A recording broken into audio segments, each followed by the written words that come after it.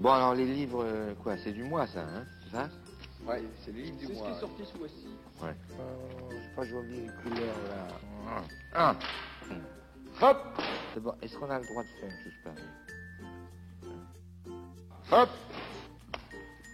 À lire d'une main parce que de l'autre, on se ronge les ongles. Hop. Salut, voici la lecture du mois de mars 2020 dans laquelle je vais parler d'un comics, d'une BD et d'un manga. Alors pour la première vidéo, je vais d'abord parler d'une BD de Wolverine, de ma continuité d'essayer de découvrir les comics de super-héros.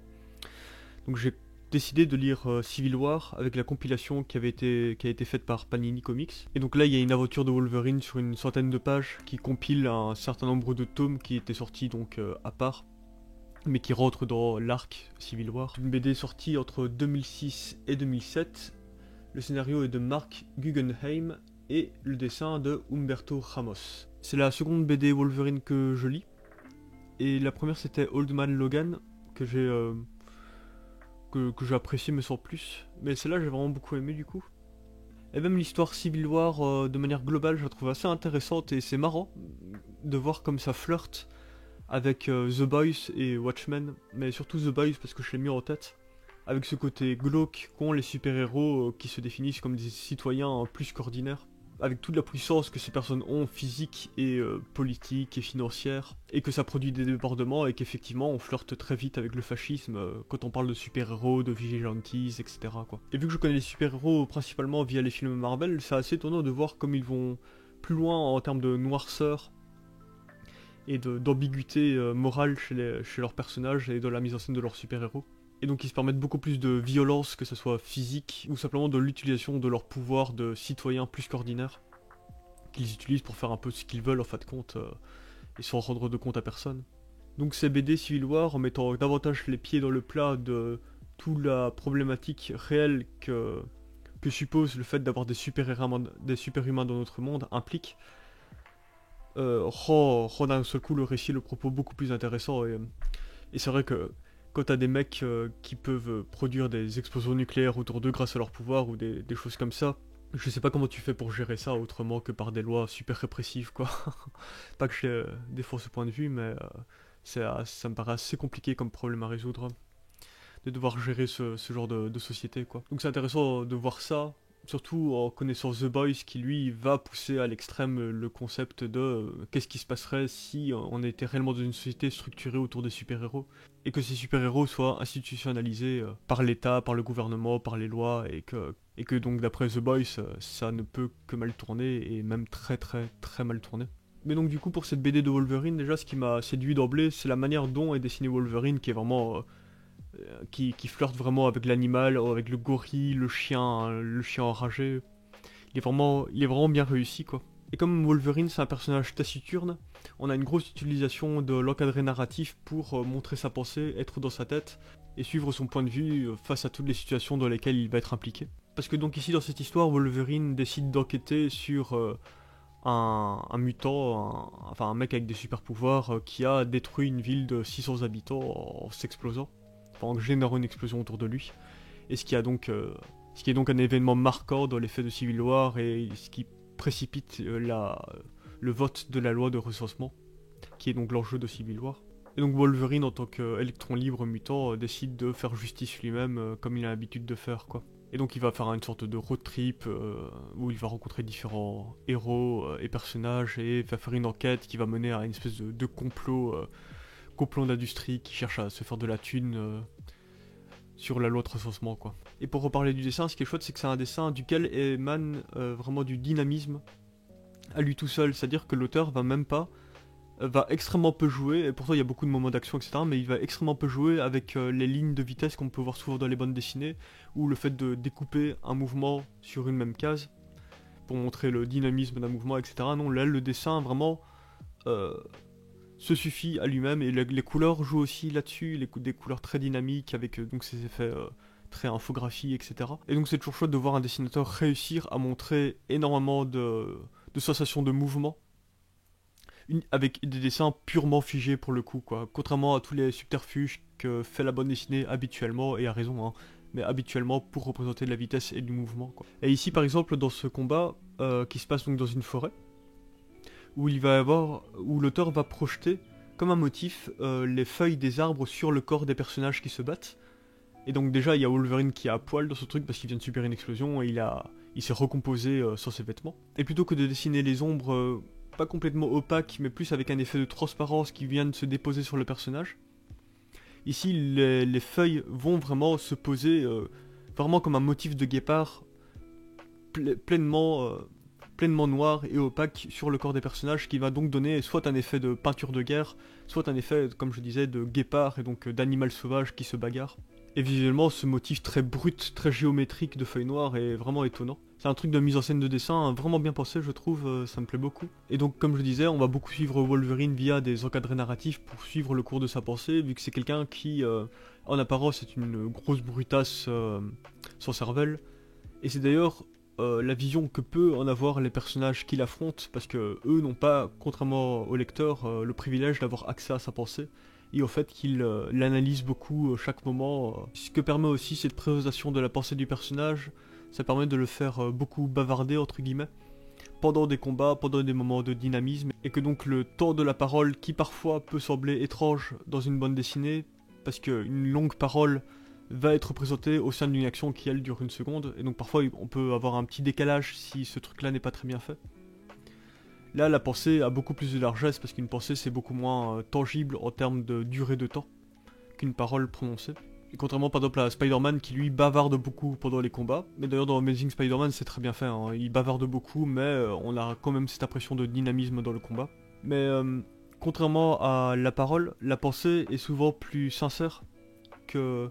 Là où Spider-Man, par exemple, va être justement dans la raillerie, dans la moquerie, dans le fait de ne pas montrer ses émotions pendant un combat, d'essayer de mettre un espèce de masque supplémentaire sur qui il est via l'utilisation excessive de blagues au cours de ses combats. Ici, Wolverine, qui va donc être beaucoup moins expansif que lui, on va avoir grâce à ça plus directement accès à une sincérité et à qui est réellement Wolverine. Wolverine est quelqu'un d'assez réservé en tant que personne, mais en même temps un truc qui le caractérise, c'est de ne pas mâcher ses mots et d'être dans une espèce de sincérité directe, et même parfois violente, avec les autres personnes, quoi.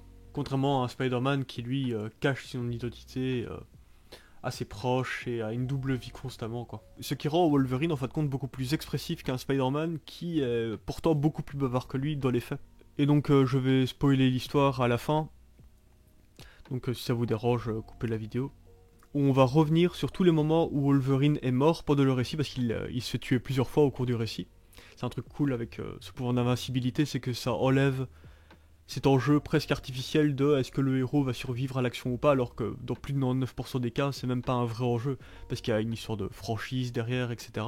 Et que les situations où meurt un super-héros sont en fait hyper particulières. Et donc même quand on met en danger de mort un super-héros dans un comics, habituellement... c'est pas un réel enjeu parce qu'en tant que lecteur, on sait très bien qu'il va survivre. Et donc ici, avec le pouvoir de Wolverine, on évacue complètement ce truc-là, ce qui est assez cool. Et comme je disais, à la fin du récit, on a accès à quelque chose que je connaissais pas du tout à propos du personnage de Wolverine, c'est-à-dire qu'on va revenir sur toutes les morts qu'il a vécues et montrer qu'est-ce qui arrive à Wolverine quand il meurt. Et on va nous montrer qu'il arrive en fait dans une sorte de purgatoire, et qu'au bout d'un moment, en plus, il a un ennemi qui s'appelle Lazare, comme dans la Bible, qu'il doit combattre à chaque fois pour pouvoir revenir dans le monde des vivants. Et que dans ce purgatoire, en plus, il peut discuter avec soit des projections mentales, soit réellement les morts de gens qu'il a connus et qu'il a aimés. On sait pas trop, il y a une ambiguïté là-dessus, est-ce qu'ils sont réels ou pas, ces personnes-là.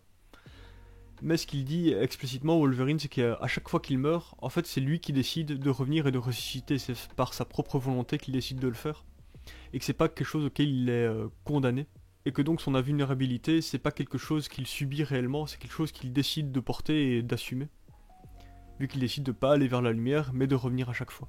Et Wolverine est donc en dialogue avec les morts, avec ses fantômes du passé, dès qu'il meurt, mais aussi, c'est plus ambigu que ça, parce que ses paroles de pensée sont parfois mis entre guillemets pour montrer qu'il est occupé de parler à quelqu'un plus explicitement, de raconter quelque chose à un moment du récit, plutôt que la pensée sans les guillemets, elle montre le moment présent du récit et la pensée directe qu'il a. Et vers la fin du récit, on le voit aussi bien dialoguer sur les événements récents avec des personnages morts qu'avec des personnages vivants. La différence entre les deux types d'interlocuteurs et que les fantômes ont l'air d'avoir une espèce d'omniscience, de savoir complet sur la vie de Wolverine, vu que le fantôme va reprendre dans le dialogue une des phrases clés de Wolverine qu'il y a dans le récit, et qui est présentée sous un encodé narratif à plusieurs moments du récit. On m'appelle Wolverine, je suis le meilleur de ma partie.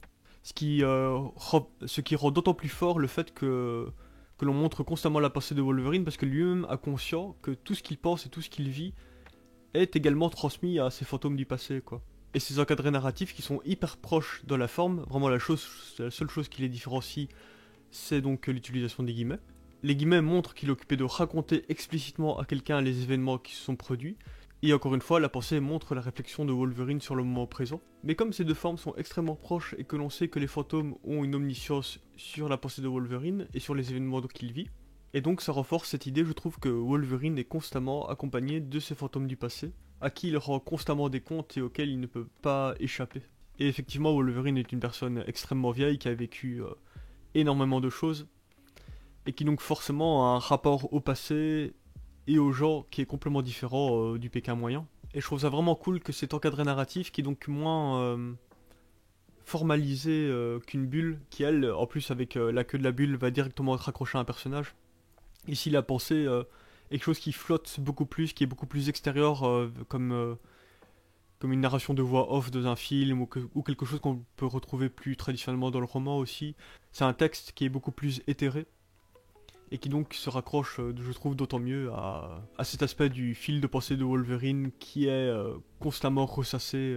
Et un truc pour finir, ce que j'aime bien aussi, c'est l'utilisation des costumes de manière générale dans Civil War, comme on est dans un univers de super-héros hyper installé, bien plus installé que dans les films, vu que là, ils sont des centaines avec les mutants et tout ça à être dans ce monde. Donc la norme, la culture dans ce monde pour les super-héros, c'est vraiment de porter leurs costumes, quoi. On ne doit pas trouver des prétextes pour leur faire porter un costume étrange ou quoi, c'est vraiment le port du costume excentrique de super-héros est quelque chose de complètement établi. Ce qui renforce bien, je trouve, la cohérence de l'univers qu'on veut nous vendre, où on nous fait accepter d'emblée, bah oui, c'est comme ça, il y a des super-héros, ils portent des collants colorés, accepte-le, c'est comme ça que ce monde fonctionne. Plutôt que d'essayer d'être dans un espèce de compromis réaliste, où la plupart du temps on va éviter de trop faire porter un costume chelou au personnage, ou alors on va rendre le costume du personnage de super-héros plus sobre pour essayer de mieux le faire accepter au spectateur. Ici c'est pas du tout le cas, on assume complètement le côté excentrique et fucked up du concept, et on doit faire avec, quoi. Voilà, tout ça pour dire que j'ai bien aimé cette bande dessinée, elle m'a assez surpris, et j'irai voir ce qu'a dessiné d'autres Umberto, parce que le dessin m'a pas mal intrigué, et c'est vrai qu'une BD Wolverine comme ça,